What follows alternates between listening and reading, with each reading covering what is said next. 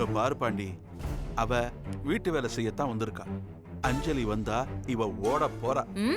நீ எதுக்கு இதெல்லாம் பண்ணிக்கிட்டு இருக்க?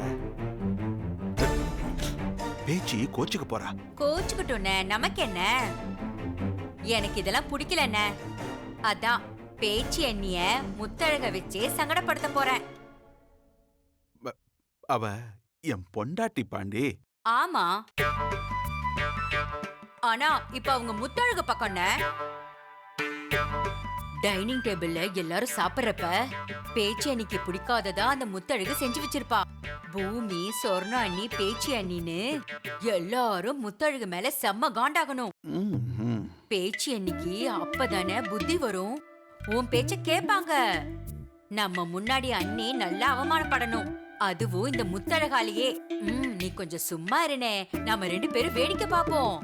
பாண்டி, அஞ்சலி வந்தா இவ இருக்கிற இடம் தெரியாம ஓடி போறா. நீ எதுக்கு இதுல வில்லி ஆகணும்னு நினைச்சேன்.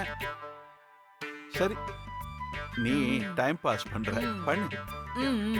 பேச்சுக்கிட்டே நான் எவ்வளவோ சொல்லிட்டேன். முத்தழக அவ கைவிடுறதா இல்ல.